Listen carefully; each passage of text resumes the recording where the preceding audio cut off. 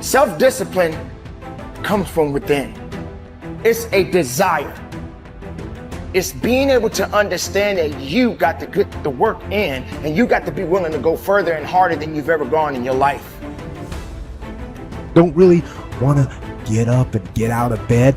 Yeah, I get up and get out of bed. I don't really want to work out. I work out. I really don't want to hammer on a project. I hammer on the project. Now, as an overall rule, I do not like procrastination. You need to get things done.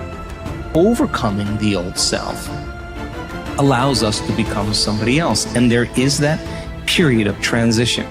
Call it the void where there's just not a lot happening.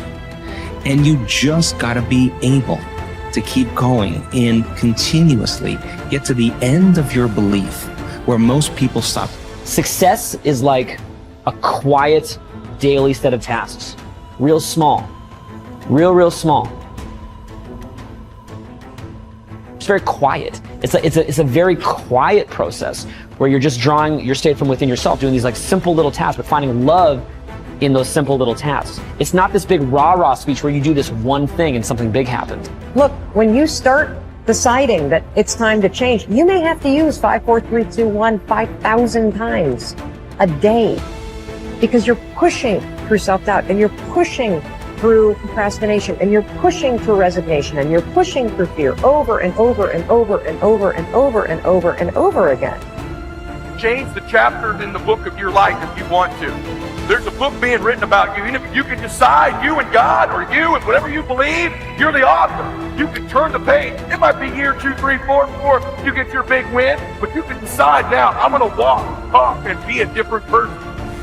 See, we don't have the courage, and that's what it takes, courage. It takes guts to do that which you know you need to do. If you don't have the courage to act, life many times will move on you and make you act. And the measure of a person's will is determined by what they are willing to do to ensure triumph over tragedy. The measure of a person's will is determined by what they are willing to do to ensure success over failure. The benefit of discipline in my eyes has always been that through discipline, I get things done. All you have to do is know where you're going, and the answers will come to you. Forget the past mistakes, forget the failures, forget everything except what you're going to do now and do it. It's taken me my entire life to understand it's not necessary to know every single detail and to stop testing the waters and just dive in. We want to believe that there are shortcuts to success. We want to believe we can take a drug or we can do something that'll make it quick and easy. But the truth is, it takes grit. It takes persistence. So it's hard to understand what could happen to you in 10 years in a visceral gut way of what it means to have failed in life. And to me, failure in life is not having money. It's not realizing your potential. You're 60 years old and you said, I could have been this, and I never did it. That's like the worst thought I think anybody can have. And you don't think about it in the moment because your life is okay, but you've got to wake up and understand that there's an urgency here. And that if you're not practicing something now, if you're not aware, if you don't have a path towards something better, you're rotting on the vine, and that day of reckoning will come at some point, and it will be painful. You're not going to feel it suddenly, it'll be slow, but it'll come and it won't be good. You will not find toughness in a comfortable environment. Those of you who are listening to this, whoever hear this, you will not find it. I was trying to look for it everywhere. The only way you find it is to drown yourself in a position where you're just out of sorts, where you can't swim and you're drowning. Where you're drowning. You're drowning in life. And you say, you know what, man? Yeah, I'm gonna figure out how to backstroke something. I'm gonna figure out how to, and then through figuring out all these tools, your mind starts to, when you quit, your mind does this. Because you're out. once you say, I'm not going to quit, this is the 40%. When you quit, your mind says, we're done. So it doesn't expand. There's no expansion when you quit.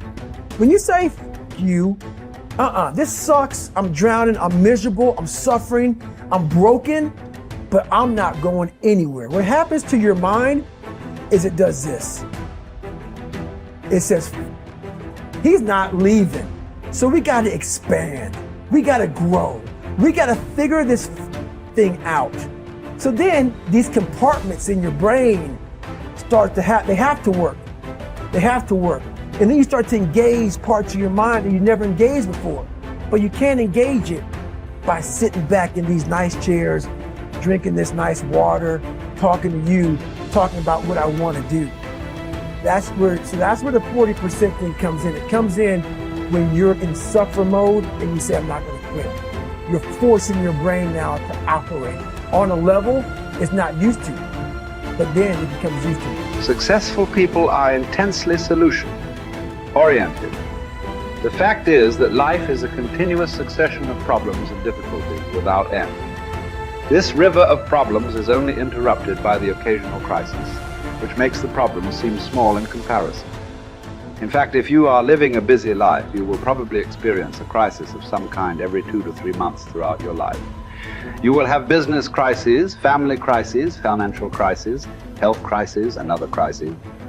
The problems and crises never stop.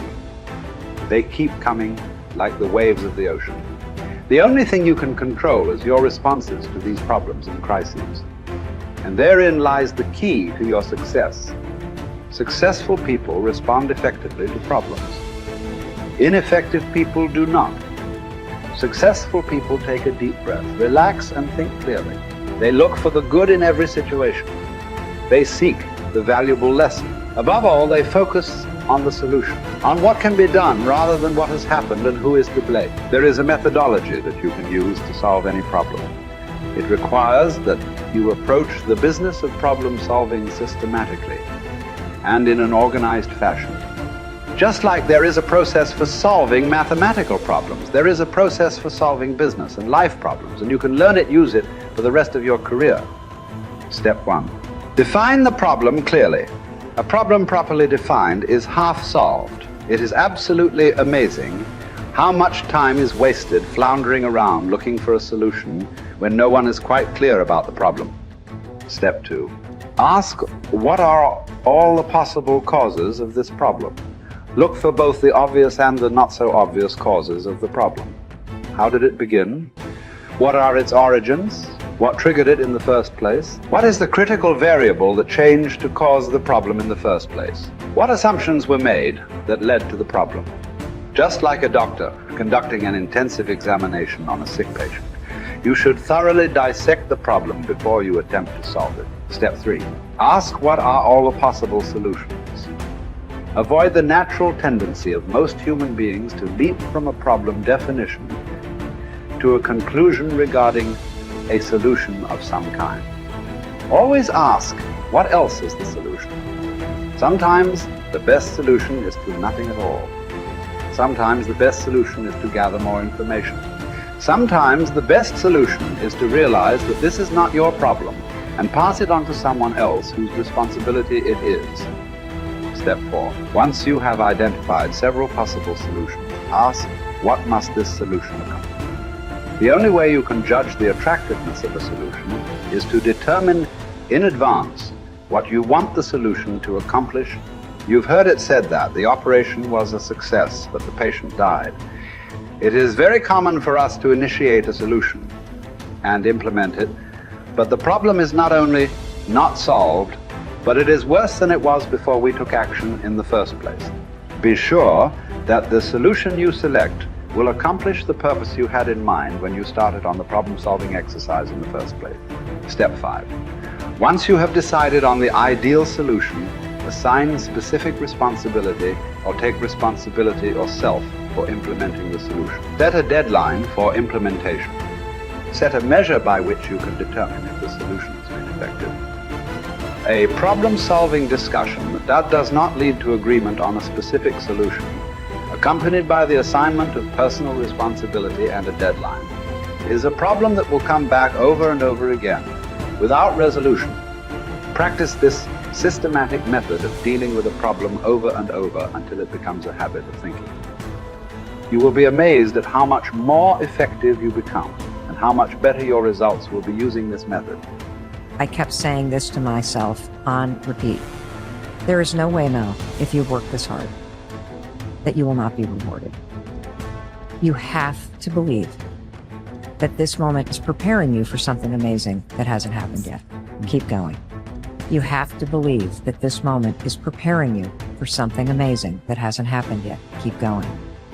And so I repeated that over and over and over and over and over again as I wanted to throw in the towel, as I would start to bash myself, as I would start to feel sorry for myself and be like, nope, there's just no way I'm going to believe that something amazing isn't going to happen. I've worked too hard. Something amazing that hasn't happened is coming. And when you get yourself into that mindset, it creates a sense of resilience and momentum and resolve that you need in order to keep going when the hits the fan or when you feel disappointed or when life is beating you down.